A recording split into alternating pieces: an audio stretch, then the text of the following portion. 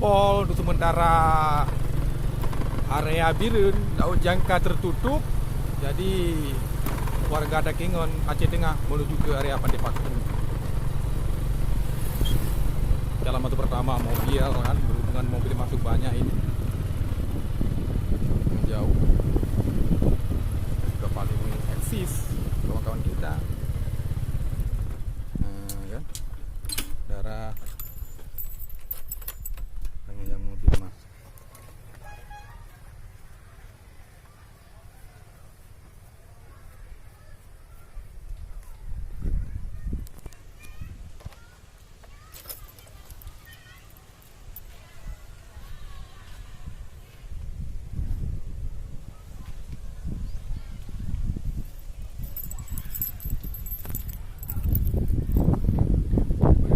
Dakingan bermula pukul 9 pas bagus, mantap, padati, muat pada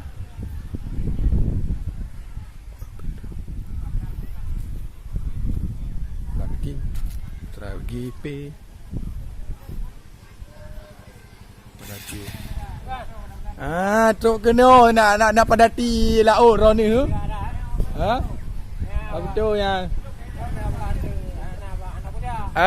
Ya, kedai-kedai nak tup. Kedai-kedai kena tup nak padati kena peti-peti. Kepada dah. Tiba lepi dah duit ni.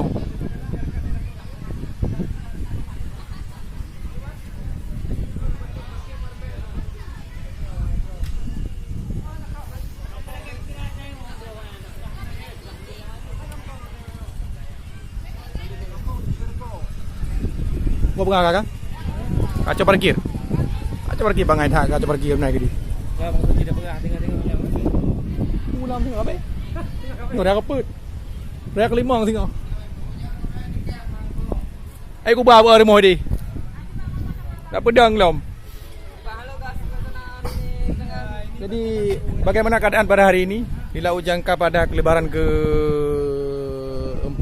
Ya, alhamdulillah ada kayak suasana sekarang dah. Ya, tapi ini berhubungan hari ini di Jangka tutup bang ya? Ya tutup ya. Di kawasan Birun area Kuala juga tutup.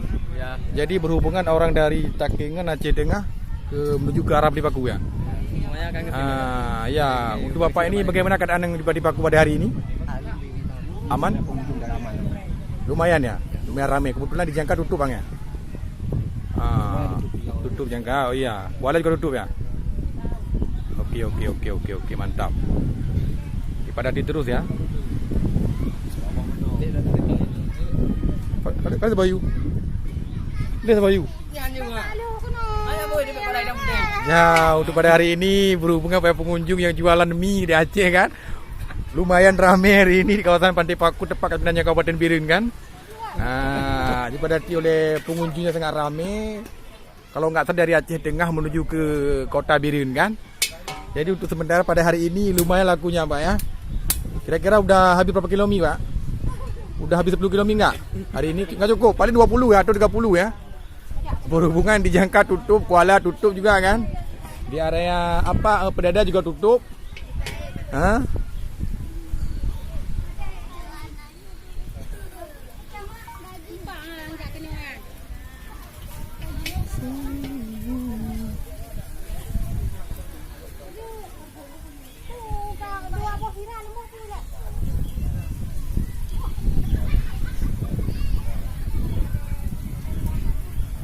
Ada awak lu loading ah?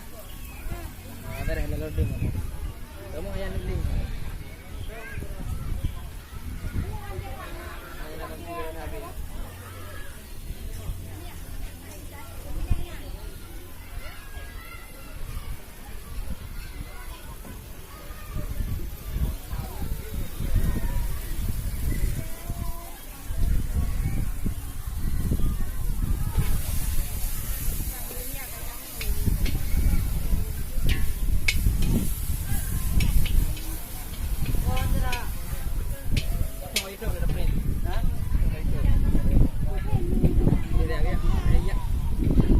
Play deh, play 5 minit deh.